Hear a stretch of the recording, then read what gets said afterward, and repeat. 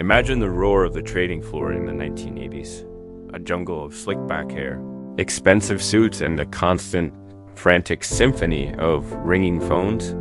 This was Wall Street, the epicenter of ambition, where fortunes were made and lost in the blink of an eye.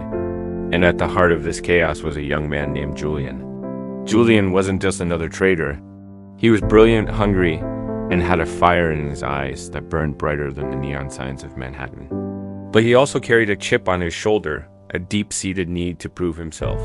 This need was forged in a single brutal moment. Early in his career, during a high-stakes meeting, a senior partner, a titan of the industry named Marcus Thorne, publicly dressed him down. In front of everyone, Thorne dismissed Julian's idea, laughed at his cheap suit, and called him a nobody from nowhere who would never amount to anything. The room echoed with stifled chuckles, but for Julian, it was a gunshot. The humiliation was a poison that seeped into his very soul. That night, staring at his reflection in a grimy apartment window, Julian made a vow. He wouldn't just succeed. He would obliterate the memory of that moment. He would become so powerful, so wealthy, that Marcus Thorne would look like a footnote in his story.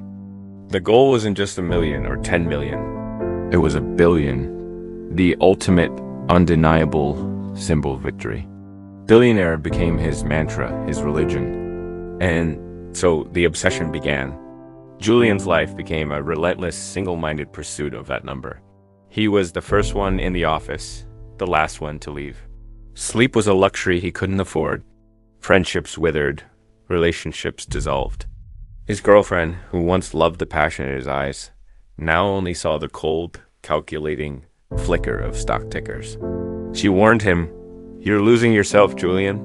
This isn't about success anymore, it's about revenge." He didn't listen. How could she understand? The sting of Thorne's words was a ghost that haunted his every waking moment. He took risks that made seasoned veterans sweat.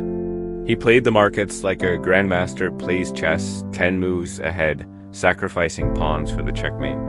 He became a legend, a phantom on the trading floor, known for his iron will and uncanny ability to turn chaos into cash. Years blurred into a montage of screaming traders, champagne toasts for deals closed, and lonely nights in an ever-expanding, ever-emptier penthouse. He bought the art, the cars, the custom-made suits that were a universe away from the one he wore on that fateful day. He was building a fortress of wealth around the fragile, humiliated boy he once was. Then, one rainy Tuesday afternoon, it happened. A series of perfectly executed, audacious trades tipped the scales. His net worth, displayed in stark green numbers on his private terminal, ticked over $1 billion. He had done it. He was a billionaire. He leaned back in his leather chair, the city lights of New York sprawling beneath him like a carpet of diamonds. He waited for the explosion of joy, the triumphant roar, the final blissful exorcism of Marcus Thorne's ghost. But there was nothing, just a profound, hollow silence that was louder than any trading floor. The number on the screen was just a number. It felt cold, impersonal. It offered no warmth, no peace. He thought of Thorne. He imagined running into him, showing him what the nobody from nowhere had become. But the fantasy felt childish, pathetic. He realized with a sickening clarity that he hadn't thought about Marcus Thorne in years. The man who had ignited this decade-long inferno was just a forgotten spark. The fuel for his fire hadn't been revenge. It was the gaping hole Thorne had left behind. In that moment of crushing stillness, Julian understood. He hadn't been chasing wealth. He hadn't even been chasing revenge. He had been chasing approval.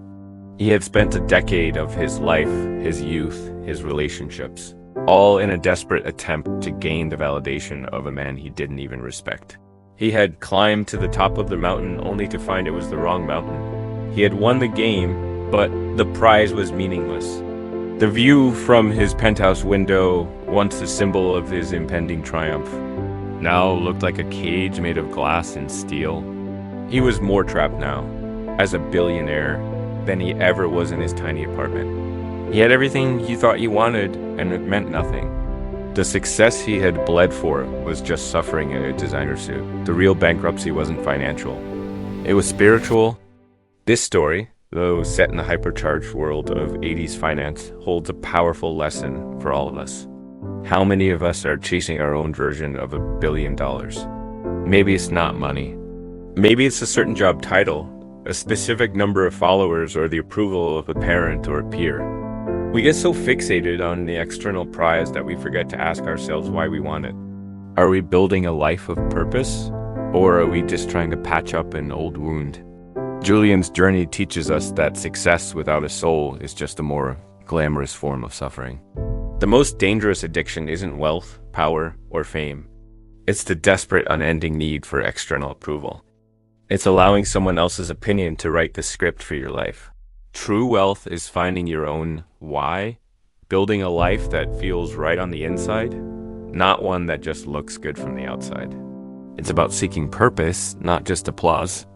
Because at the end of the day, you're the only one who has to live with the person you become. Thank you so much for watching.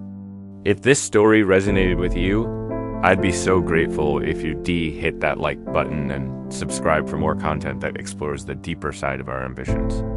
What's your why? Let me know in the comments below. Always remember, the surge begins within, carry it forward.